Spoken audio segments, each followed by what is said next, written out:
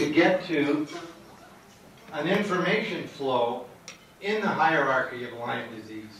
So, for example, if you could change the reporting characteristics that the CDC allows, supported by the Infectious Disease Society of America, when you had a test down at this level of cells, you would be able to report it to here and to here.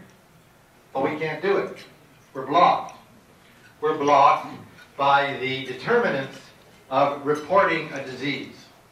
Therefore, if you can't report it, if they don't support it, what's your poor family doctor going to do when he is faced with the dilemma of the general information that comes down to him from those areas that he's supposed to have as the authority, namely the journals, Center for Disease Control, Infectious Disease Society of America, and other organizations which restrict the flow of information. So we're not just dealing with a bug. We're dealing with a whole system that at this point in time appears locked. I want to mention that Rhode Island, legislatively, is the most progressive and the most far-reaching legislation in the whole country.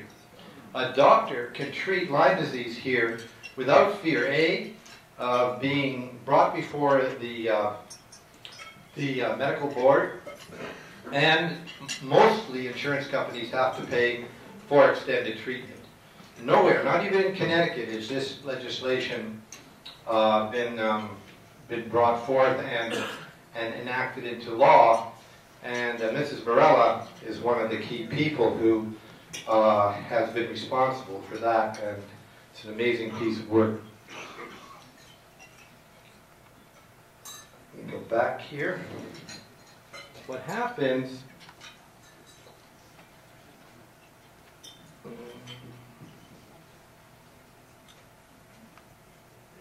nope. Well, oh dear, dear, dear. Such is life. Well, let's forget those two slides and just simply say that the problem is that acute Lyme disease, the tick bite, the bullseye, the fever, the arthritis, the little bit of arthritis, the generalized fatigue, this is not an issue for debate. Most doctors see it and treat it reasonably well. And that usually is the end of the story. The problem, and the great debate now in medical societies, is what is this thing called chronic Lyme, or chronic persisting relapsing Lyme? What are the symptoms? How does it work? Does it in fact exist? Is it such an entity?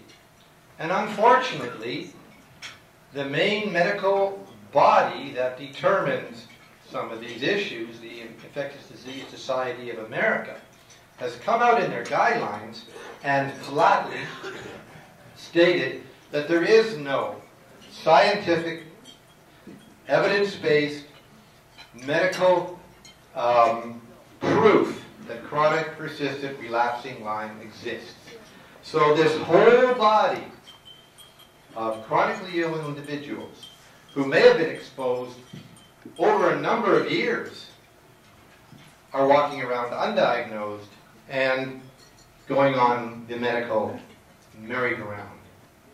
And surprisingly, the standard of care earnestly followed by the most well-meaning physicians in the community is unproven beyond the acute phase of the illness.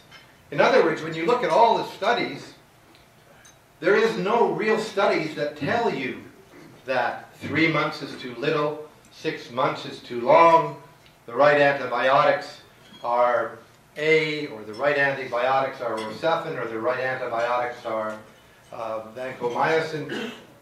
This area, in terms of research, is really unproven. So what's happening? Most of these patients are not being recognized diagnostically, and they're not being treated aggressively.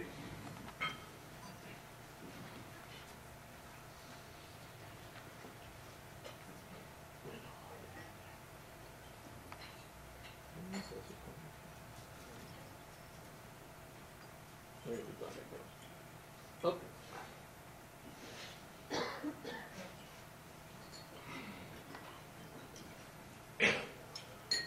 See that, can you? You're not supposed to. It says, neurological, neuroendocrine, neuropsychiatric, and neurocognitive sequelae of chronic, persistent Lyme are almost always overlooked. And that, I think, is the rub. Because these are the symptoms that people come to my office complaining about. And so, a nice fancy name for all the kinds of symptoms that a chronic, long-term, persistent, untreated Lyme case can give you is called disseminated progressive encephalopathy. And it affects three main areas: the brainstem, the limbic system, and the cortical system. Now, what do we find in let's go to the cranial nerves. Cranial nerve symptoms, these are the number 3, 5, 6, 9, and 12.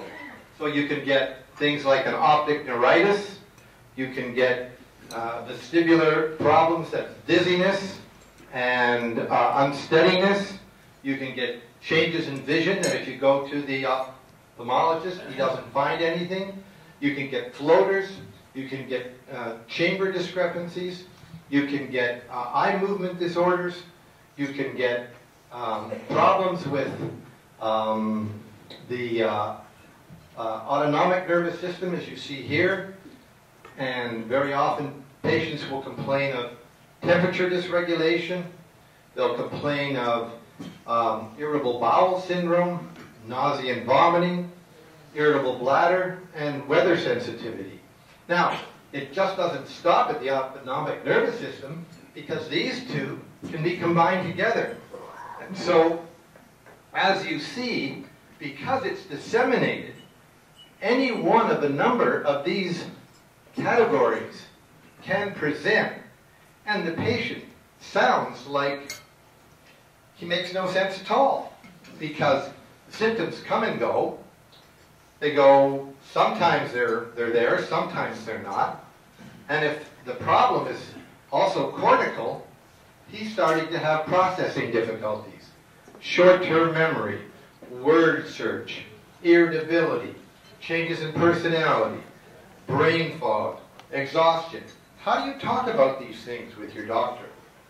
The problem, unfortunately now in modern medicine, is that the subjective world of the patient, how you live, how you experience the world, is not taken as important as a pimple or a bump or a rash or a lymph node or maybe an arrhythmia. But think about it. It's where you live. You live in this neurocognitive space, and patients come saying, I don't know who I am. I want myself back. I'm lost. I don't understand why I can't do what I was able to do before. I have to make lists. I forget my lists. I stop in front of a green light, and I can't make out whether it should be green or red, or whether I should stop, or whether I should go. I take my laundry to the library, and I dump it out on the, and these are all details from, different cases. And of course, in that same area, you have, as we grow older, the great fear that a lot of these symptoms may be early Alzheimer's disease. And unfortunately, the work of Ian MacDonald has shown there may be some direct link between long-term undiagnosed persistent central nervous system Lyme and what we're now calling Lyme disease.